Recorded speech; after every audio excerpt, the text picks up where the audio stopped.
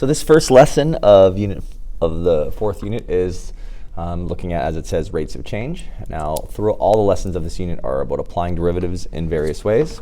And in its essence, a derivative is a rate. It's the instantaneous rate of change at some point. And so it makes sense we can apply it to rates of change. We'll look at a variety of sort of questions here. In general, though, today, if we're applying a derivative to something, the units of the derivative definitely matter. And sometimes they're not so clear. But in general, the units of the first derivative of some function are always f over x, which means the units of f divided by the units of x. And keep in mind, f and x are your independent and dependent variables. And if you have a second derivative, the units of the derivative will be f over x squared, which means the units of function f, the dependent variable, divided by the units of the independent variable squared. That's it. And so on. If you had a third derivative, it would be f over f cubed. So with that said, let's look at some examples. And one is looking at change of motion, basically. And a standard way of modeling something is to call s the position or displacement of something. Essentially the distance from the start, you can think of it.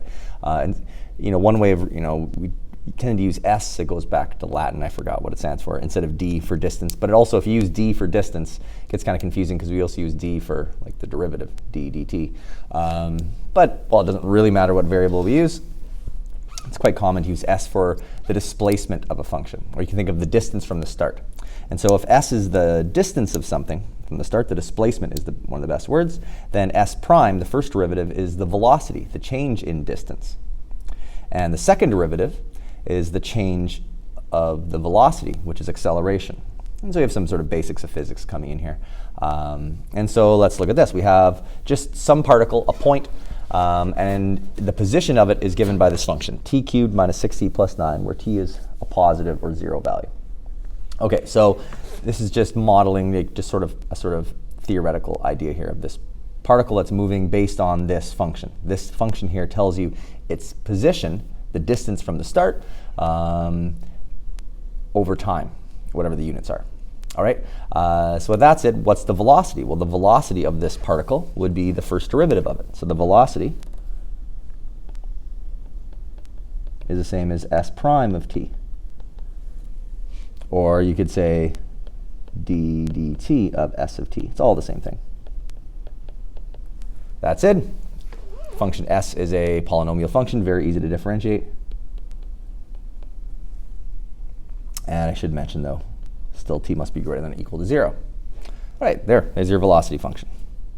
Okay, so now I want to use this. And the next question is, when is the particle moving forwards? So essentially, this kind of gives you an idea about the difference between velocity and speed.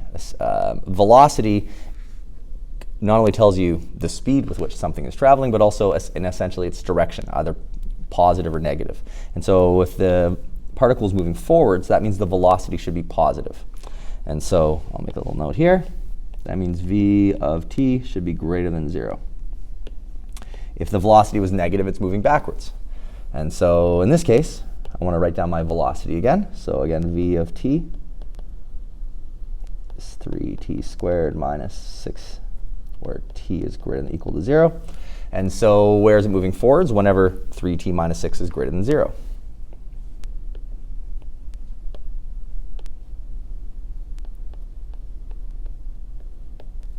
And so that means where 3t squared is greater than 6, where t squared is greater than 2.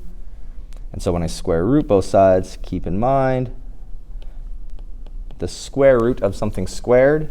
In this case, the square root of t squared is not t, it's the absolute value of t.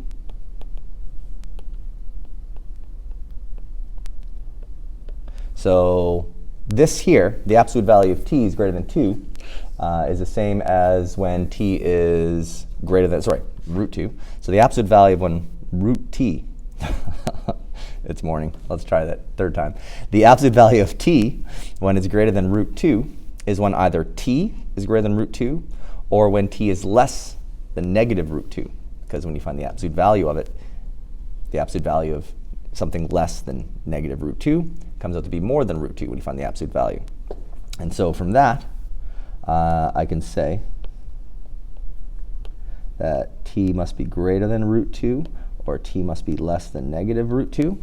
But right here. We have that restriction, and so I need to reject this one. And so the only time this particle is moving forwards is when t is greater than √2 seconds.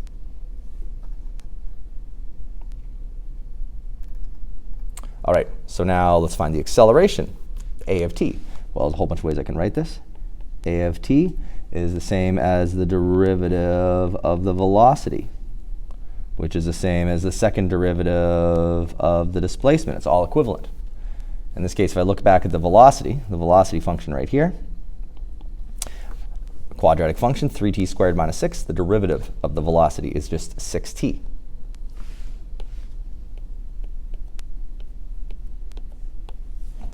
Notice it's getting simpler and simpler, and I guess I really should say where t is greater than or equal to 0. And so now the last question about this particle is, when is the particle decelerating? And so decelerating essentially means slowing down. Accelerating is speeding up. And so I will say this is the same as slowing down. And that is when a prime is less than 0. And looking back at my function, a prime is 6t, but where t is always positive. And so since the restriction on time is it has to be at least 0 or greater, the acceleration will never be negative, which means this is never slowing down. So if we could actually visualize the movement of this particle, and ideally we can start to get a sense of how this particle is moving, because again, the original function, that cubic function, is telling you the position of it. But I can now tell from looking at its derivatives that at time 0, its velocity is not 0. At time 0, its velocity is minus 6, which means it's moving backwards. If you look at the velocity function, so at the very start, it's not starting from 0. It has an instantaneous speed going backwards, but it's never slowing down. It's always speeding up in terms of this. Okay, that said, let me just write that down. So I'll say a of t is never decelerating.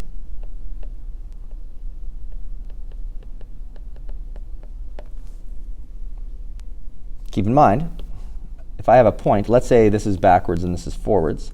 If I have a point and I have this sort of motion where it moves backwards and then goes forwards, what I just drew there technically is never decelerating, because it's negative speed, getting closer to 0 speed.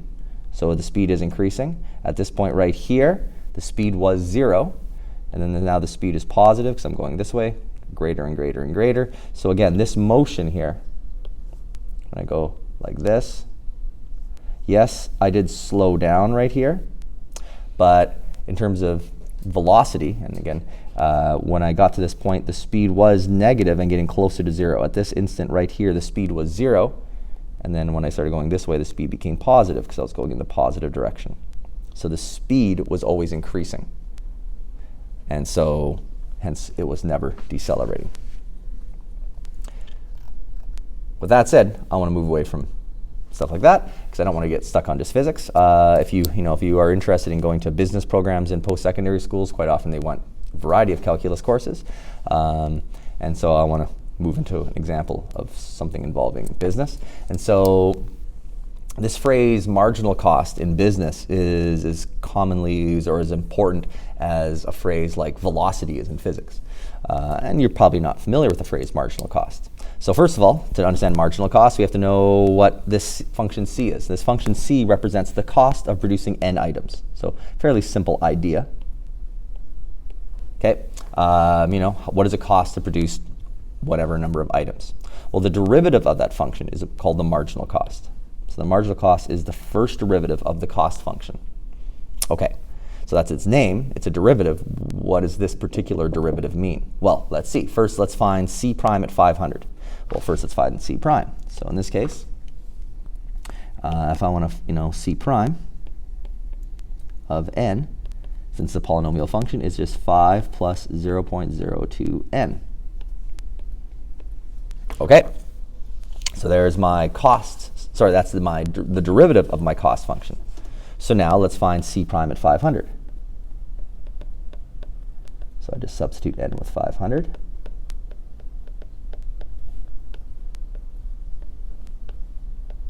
evaluate this, and you get 15. Okay, but what does that 15 mean? Well, what are the units? So the units of this, if I go back to the start, this first derivative, c prime is the same as d, I shouldn't say dx, it's d dn of function c. So the units of this will be the units of c, which is dollars. Actually, maybe I'll write it like this over here for a moment. Divided by the units of n, which is, in this case, per item, whatever it is. So the units of the derivative are $15 per item. But what does that mean? If you're going to say it costs $15 to produce each item, that's not quite right. Because it's not right to say it costs $15 to produce each item. So how do I know that? Well, it helps if I find c prime at 1,000. Okay, so I'll put that on hold for a moment. Let's do the same thing. C prime at 1,000, same derivative, just substituting n with 1,000.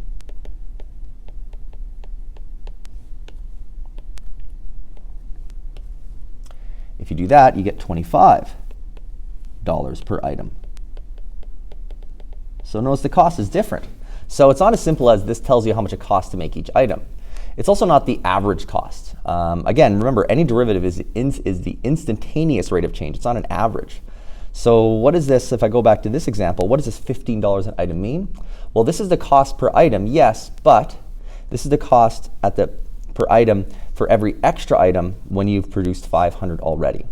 So when you've already produced 500, at this point, every extra item costs $15 to produce. That's what marginal cost is. It's how much it costs for the next everything at that moment, how much the next one costs at that moment. Whereas by the time you're producing 1,000 of these units, for whatever reason, the cost of manufacturing is getting more expensive. And so at that moment, each extra item costs $25. But it's not the cost per item of all of them. It's not the average cost it's at that instant, it's the average, it's the instantaneous cost, or the instantaneous rate of change, which we just called marginal cost. And so let me kind of write this down though. So this here, this represents the cost of producing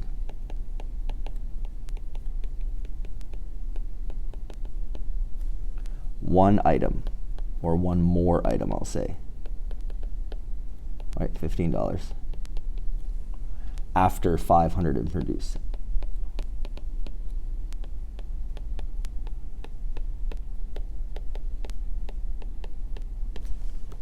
And so this here, same idea, same as above.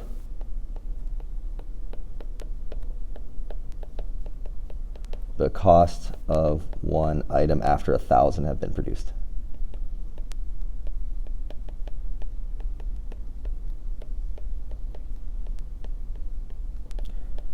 And it seems strange that it costs more or costs a different amount to produce an item after so many have been done. That's actually quite common. I mean, the production of things is quite common. It's quite complex. And ideally, the marginal cost goes down. Ideally, the more you make of something, the more efficient the production gets. But that doesn't have to be the case. And also, it could be the case that every extra item always costs the same amount to produce. Again, production is really quite complex. And so again, that phrase marginal cost is the cost of producing an extra item at some point. And ideally, it would be going down or staying the same, not going up. Because if it's going up, then perhaps it's not worthwhile to keep producing more items, for example. But that's it. That phrase marginal cost, like I said, is a kind of equivalent to velocity in terms of motion. With cost, it's marginal cost. But like I said, I want to keep looking at a variety of examples. And so this last example is not related to business or anything. It says a stone is dropped into a lake, creating a circular ripple that travels outward at a speed of 60 centimeters per second. So first, let me visualize this. So you have a lake, a stone hits the water, and at that instant, it starts to create a ripple that goes outwards.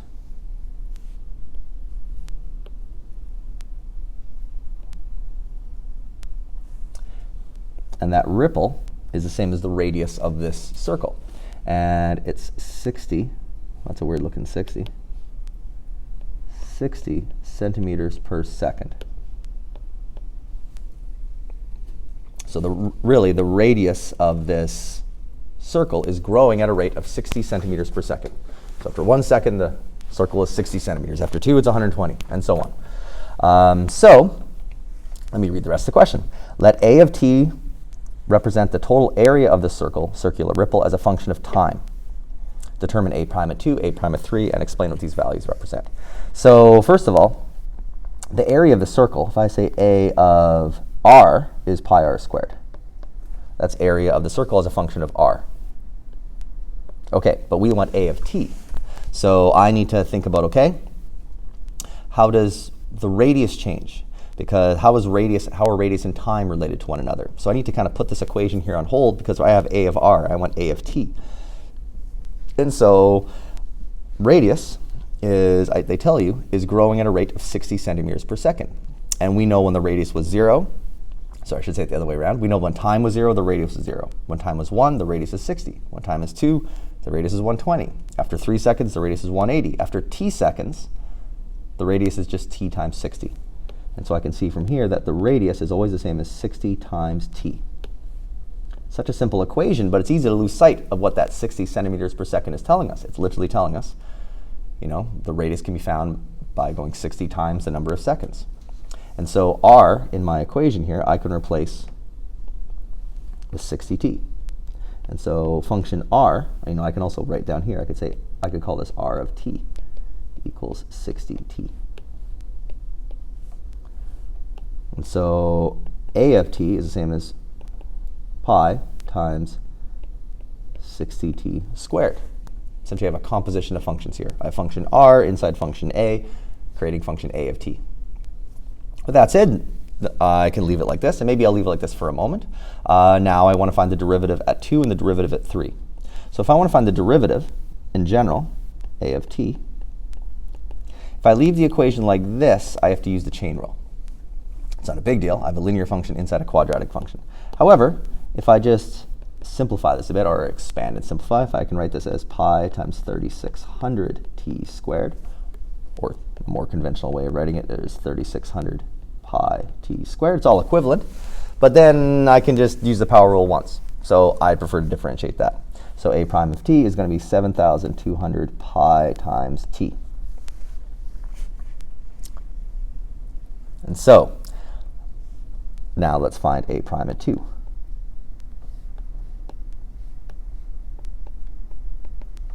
So after 2 seconds, the derivative is 7200 pi times 2, which is 400 pi.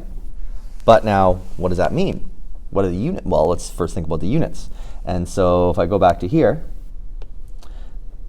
this A prime of t is the same as dA over dt. And if I write it like that, my units become more clear. What are the units of A? Well, A is the area of the ripple of the circle. So that's centimeters squared.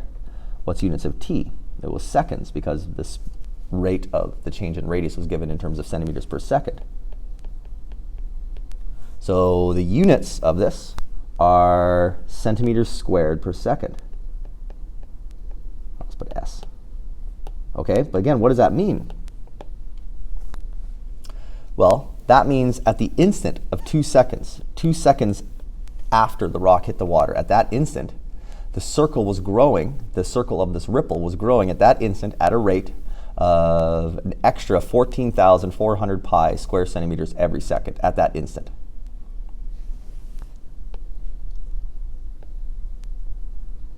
So 2 seconds.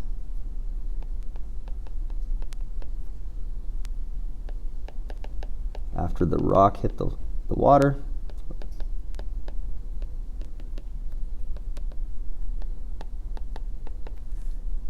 the area of the ripple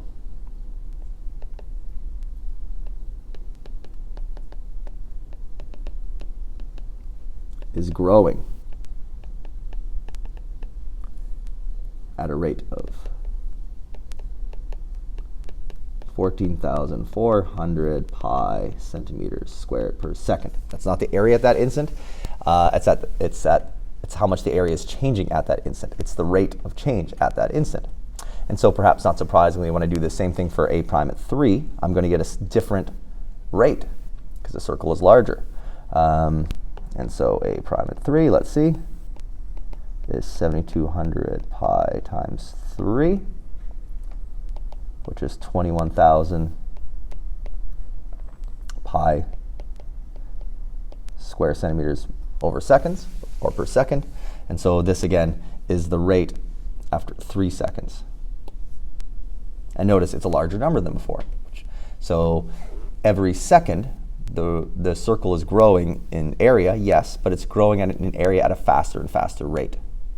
And that's what I can tell here. It's not growing, the area is not growing at a linear rate, although the radius is growing at a linear rate. The radius of this circle is growing at a constant rate, a linear rate, but the area is growing at a non-linear rate.